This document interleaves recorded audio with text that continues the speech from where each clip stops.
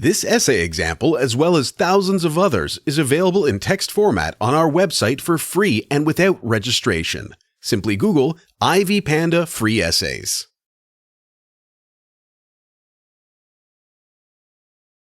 Queen Elizabeth I was born to Anne Boleyn and Henry VIII in 1533. She became the Queen of England in the year 1558 and ruled up to 1603.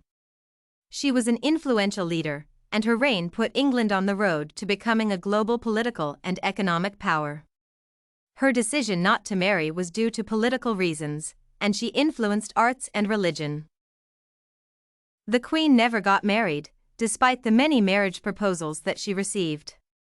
Among her suitors were Archduke Charles, Philip II of Spain, Adolphus, the Duke of Holstein, and Robert Dudley of Earl. She used her prospect of marriage to her advantage to keep off potential enemies of England. During her reign, Spain and France were powerful countries and a big threat to England. Her courting of foreign princes ensured that England was not attacked, and this tact worked on various occasions as she managed to balance the two powerful countries to avert a possible attack on her country. She used her hand as a diplomatic weapon, however, she never married any of her suitors. Queen Elizabeth I was a pragmatic leader, and she knew that if she married a foreigner, she would put England's future in jeopardy by relinquishing her power to her husband. She was expected to marry, and the Parliament petitioned her about marriage. Her reply was, "This shall be for me sufficient, that a marble stone shall declare that a queen, having reigned such a time, died a virgin." According to her, she was already married to her kingdom. In her address to Parliament, she raised her coronation ring and said, "The pledge of this my wedlock and marriage with my kingdom." She put the kingdom before herself, yet when the welfare of my state was concerned, I dared not indulge my own inclinations. When Elizabeth I descended to power, there was a strong division between the Protestants and the Catholics. Her predecessor, Queen Mary I, was a Catholic, and during her reign, she prosecuted Protestants, thus raising a sharp division between Catholics and Protestants. Elizabeth leaned more toward Protestantism but chose a conciliatory ground because she knew how divisive religion could become.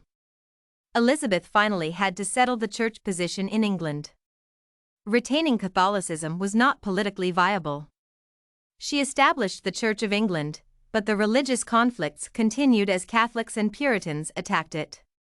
The Catholic Church was still powerful, and some of Mary's loyalists posed a threat to the crown. Thus, Elizabeth looked for a religious compromise that would mitigate the threat and, at the same time, retain the loyalty of the Catholic sympathizers. Therefore, using the Church of England, she created a middle ground, and in 1585, in a speech to Parliament, she retaliated this position by saying that, "If I were not persuaded that mine were the true way of God's will, God forbid I should live to prescribe it to you." To date, the identity of the Church of England is alive. Queen Elizabeth I had a lot of influence in the arts. Her reign was known as the Elizabethan Age due to her influence in the arts. Her writings were powerful and shaped people's opinions about her. Elizabeth influenced authors like William Shakespeare, Edmund Spenser, and Christopher Marlowe, among others. After she became the queen, women began to gain a voice in the arts. Moreover, she was a poet herself and an intelligent woman. Among her greatest works was the speech she gave to the army during the Spanish Armada War. In this speech, she proved she was a leader who was not afraid to defend her country, even if it meant putting her life at risk. "I have come amongst you at this time, to live or die amongst you all, to lay down for God and for my kingdom and for my people my honor and my blood even in the dust." She encouraged the English army to fight on and win the war because she would be with them in the war. "I myself will take up arms, I myself will be your general, judge, and rewarder of every one of your virtues in the field." Elizabeth displayed her leadership qualities in this speech by admitting her faults. "I know I have the body but of a weak and feeble woman, but I have the heart and stomach of a king, and of a king of England too." She was not a leader shy of admitting her weaknesses. The Queen used her works to retaliate her love for her subjects and thus gained their loyalty. For instance, in a speech, she told the people, "There is no jewel, be it of never so rich a price, which I set before this jewel, I mean your love. For I do esteem it more than any treasure of riches. I count the glory of my crown that I have reigned with your love." On the other hand, she expressed her feelings.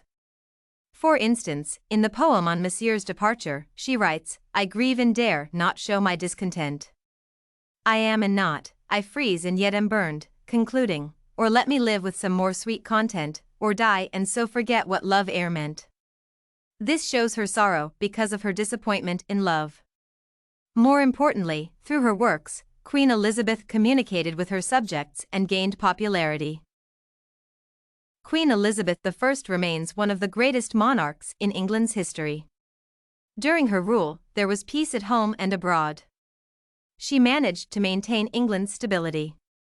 Her leadership was incredible, and her decision to remain single greatly influenced her reign.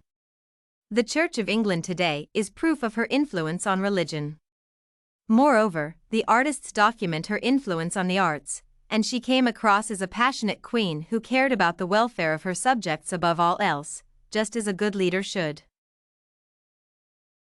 If you want to find more works like this essay on Queen Elizabeth I is the greatest monarch in England, head over to ivypanda.com.